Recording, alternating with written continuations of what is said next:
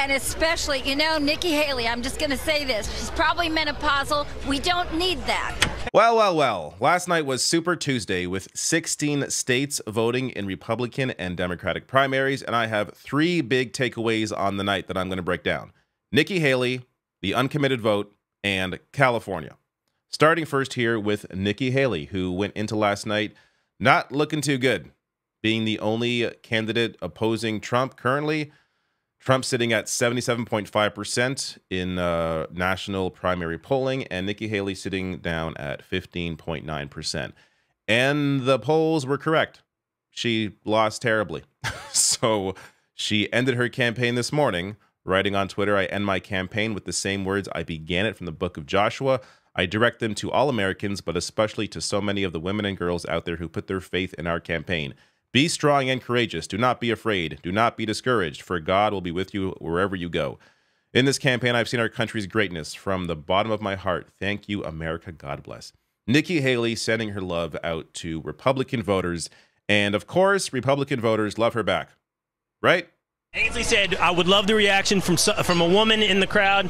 And I wouldn't vote for a woman, and especially, you know, Nikki Haley, I'm just going to say this. She's probably menopausal. We don't need that. okay. A woman's not going to be a good president. She don't have no balls to scratch. She's just going to scratch her head. All a woman's good for in my book is having babies and taking care of the house.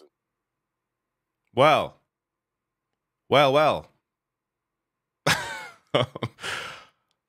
Ah, yes, the old "I'm only voting because of the balls" vote. Not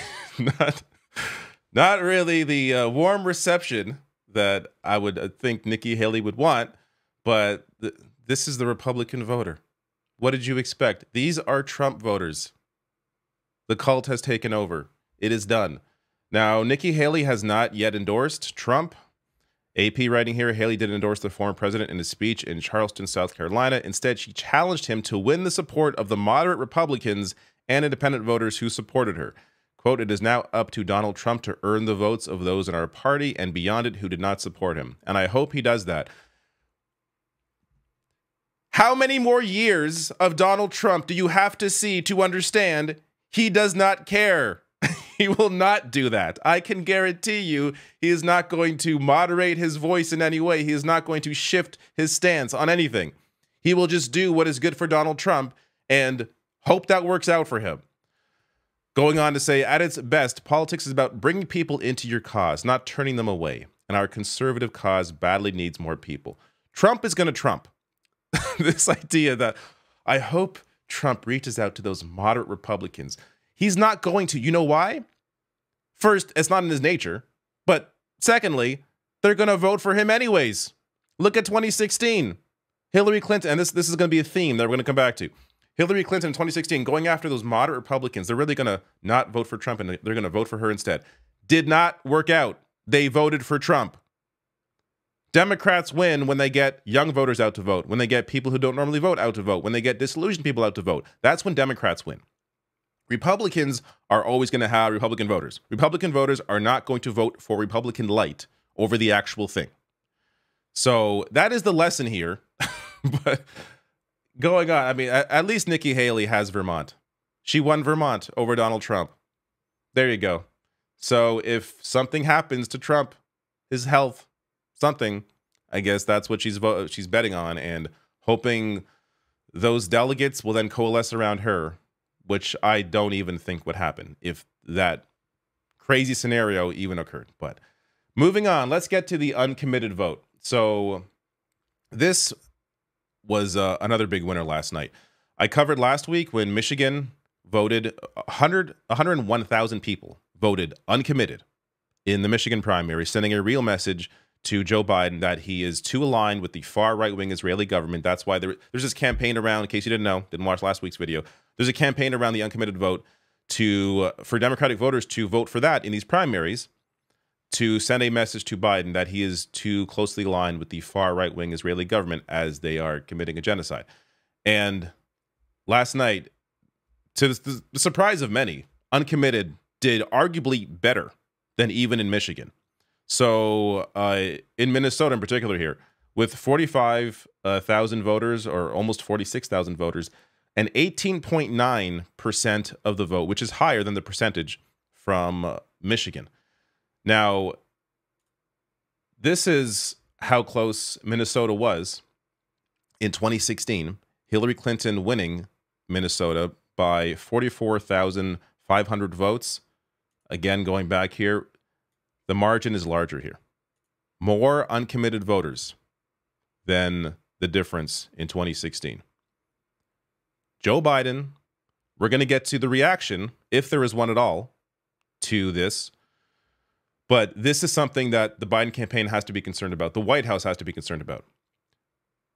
They should maybe attempt here to try and align themselves with, I don't know, the UN, human rights.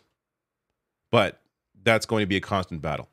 Now, these are other results from last night in the uncommitted or no preference vote. So North Carolina sitting at 12.7%, Massachusetts 9.4%, Colorado 8.1%, Alabama 6%, Tennessee 7.9%, Iowa 3.9%. So, you know, all of these, it's good to see this sort of support out there to, again, we can't contribute every single uncommitted vote to that protest vote against Biden's stance with Israel, but definitely a lot of that is, as that was the focus of the past couple of weeks. And younger voters, especially, were voting uncommitted, as New York Times breaks down here. And the organizers had less time and money than their Michigan counterparts, whom they said had helped inspire their efforts. They began their campaign roughly a week before the primary, with early voting already underway, and said they spent about $20,000. In Michigan, organizers were able to spread their message for 3 weeks and raised about $200,000.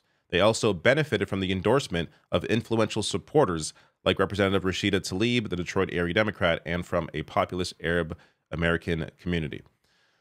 So, as well as others, again, I broke a lot of this down last week, but the fact that Minnesota had a week of this, a week of pushing for this campaign, and they got 18% of the vote. That's significant. Imagine this campaign for Uncommitted had started in, even just January, where that number could have ended up. So this goes to showcasing how many potential voters there are for Democrats in November if all they do is reach out to them and actually try and have some standards when it comes to human rights laws and human rights generally. But this is the big disaster for Biden right now, and it's an issue that they can't ignore. I will get to if they are or how they are reacting to it. But this is Minnesota Governor Tim Walz. Votes right now, 20% of the vote going to Uncommitted, and we've seen that already in this primary in Michigan. What message are voters in your state trying to send to President Biden, and what do you want to see President Biden do in response?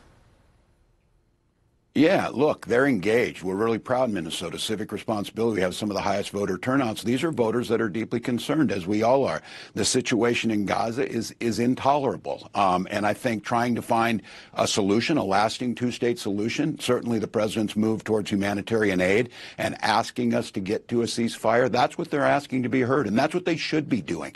We've gone through this before, and we know that now we make sure we've got 8 months. We start bringing these folks back in. We listen to what they're saying. That's a healthy thing that's happening here. But I would note that that the former president lost twice as many votes here in Minnesota to Nikki Haley. And I've seen some of these exit polls out of North Carolina and others. 80% of folks said they're not voting for him who voted for Nikki Haley. We'll get these folks back. I think it's take them seriously. Their message is clear that they think this is an intolerable situation and that we can do more. And I think the president's hearing that.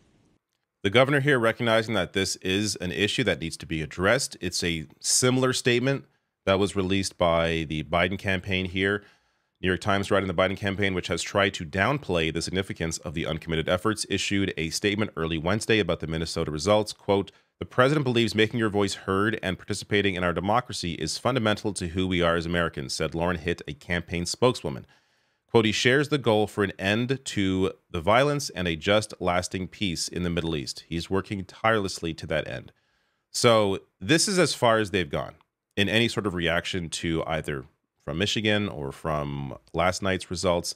Compare this statement from a campaign spokeswoman to the reaction to Nikki Haley dropping out, where Joe Biden has a personal statement, 3 paragraphs, trying to court Nikki Haley voters. This is 2016 all over again, doing more to try and court right-wing voters who largely are not going to vote for you, instead of trying to get your own base to vote for you. But I don't know. Let's see the reactions from Republican voters, Nikki Haley voters. I'm sure Nikki Haley dropping out, now they're going to back Joe Biden. What made you switch from Trump to Nikki Haley? The man is a lunatic, and I think he's terrible for the country. What are you thinking about when you say that? Just that he lies, he cheats, he's bankrupted millions of businesses and people, and I don't see anything good about him. Let me ask, if Donald Trump is the nominee in November, do you support Joe Biden over Donald Trump? No. Incredible. This woman thinks Donald Trump is a lunatic, which he is. Thinks he's terrible for the country, which he is. She still won't commit to voting for Joe Biden. This is the Republican voter. Were you alive for 2016? Are you alive for any election? Republican voters coalesce around their candidate. Now, at worst, maybe she'll stay home. But you're not going to win them over to Joe Biden. That's not happening. You know, in the millions upon millions of voters out there, are some of them maybe who were Haley supporters going to vote for Joe Biden? Sure, I'm sure some of them will. It's not going to be any kind of significant percentage. When you have an entire base of people that you could be winning over, people that are disillusioned with the process, people that don't normally vote, when you could be trying to get those people to vote, you should be focused on that over trying to get these people who definitely are not going to vote for you. Now, I want to show you a couple of reactions here to the uncommitted vote from cable news, which, to their credit, is taking this a little more seriously than Joe Biden is. That's healing that has to be done. Now, are progressives going to vote for Donald Trump? I would say 99.9% of the cases, probably not. But we talked about this a bit earlier. If you stay home or you vote third party, you know, especially in a close battleground state, and I don't know that Minnesota will be one, but Michigan will be, Wisconsin will be, Pennsylvania will be, Georgia will be, Arizona will be, Nevada will be, and potentially, you know, throw in North Carolina, Virginia, or Minnesota in there if that's where we end up come October, November. In a battleground state, you worry. You worry. Colorado used to be a battleground state. It is trended blue. You might say, 85-7, whoop-de-doo. This is the primary. Those are your voters. You need them in November. To me, having those liberal third-party candidates, if they're on the ballot in those 2 states, that's real trouble for Biden. And I just see the bigger picture is you see it in poll after poll. When was the last time you had an election where there was this little enthusiasm for both candidates? I know 16 was high. This looks even higher. So at the very least, it appears that cable news has learned some lesson from 2016 to not simply ignore these working class voters, these progressive voters, and understand that this is a problem for Joe Biden if he does not address this issue. Now, one last point on Joe Biden and his campaign before I finish on California. This is very interesting. I'm going to get to the polling in a second here, but just to set it up, this is from Data for Progress. Throughout Biden's first term, the U.S. has seen a decrease in the unemployment rate, a rise in real wages for most workers, and a drop in the violent crime. Biden, along with Democrats in Congress, has also passed historic investments in infrastructure and healthcare, along with the measures to reduce prescription drug costs and increase access to abortion in the wake of Dobbs. And while inflation peaked in June 2022, it has decreased steadily since then. This is the polling on those issues. Most voters are not aware of what Biden has accomplished as president. This goes to the ultimate point that Democrats keep giving in to Republicans, both on policy and on messaging. The fact that Democrats right now are talking about the border, the BS crap about all the right-wing framing about the border as opposed to speaking on their own issues, goes to another reason why Democrats continue to fail. despite the successes that they could talk about. Now, look, a lot of this isn't as good as it could be, of course. But if you are a politician and these are the things you've accomplished, maybe you should discuss them a little more as opposed to discussing whatever your opponent is discussing and falling into their right-wing framing.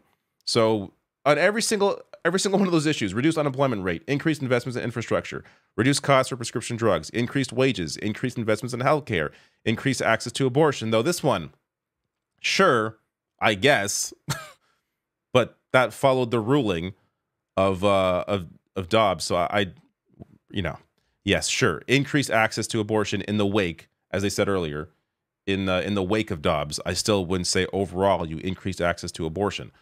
But reduced inflation, reduced the crime rate in the U.S. Across the board, most people are not even aware that this happened, that these things happened under Joe Biden. So that's another big issue for them. Last thing here, I got a couple tabs on this because there isn't a whole lot to really show you. Adam Schiff will almost certainly become the new senator of California. Here he is winning the runoff with Steve Garvey as the opponent. So the way these races work in California, there's this jungle primary and two of them make it out. That's why you have several Democrats here running. Katie Porter and Barbara Lee were the more progressive candidates.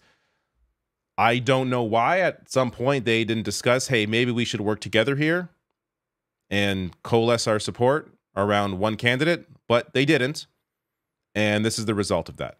You have Adam Schiff clearly winning here, but part of this as well is the fact that Adam Schiff funded the Republican candidate's campaign because he understood that he has a better shot at winning and becoming senator if he's facing a Republican in California versus him facing an actual, progressive Democrat like Katie Porter or Barbara Lee. And yes, to varying degrees, Katie Porter is great on many issues, not so great when it comes to foreign policy. Barbara Lee is great across the board. But this is what Adam Schiff did. So Schiff and his super PAC allies, including one made up of Indian casino owners, have outspent the entire rest of the field on advertising by more than 2-to-1. And 60% of those ads mention Steve Garvey, the Republican former baseball player who hasn't run a single ad on his own behalf. This elevation of Garvey, which calls him too conservative for California in ways that attract conservatives, has consolidated the Republican vote. So Adam Schiff consciously propped up Steve Garvey as someone, got to worry about this guy, spending more money on his ads on Steve Garvey than his own because he understood the importance of having a Republican in the final two. It really is. Look, on one hand, looking at this from a purely politics perspective, it's brilliant politics. This is the way you win California. You raise all this money from your corporate donors, you sell out like you always have been, and you spend that on your opponent that you want to have in the fall. From any other perspective, it's disgusting. But this is the game that they have to play. And this is the result of it. So Adam Schiff, of course, is a much more conservative Democrat than Porter or Barbara Lee.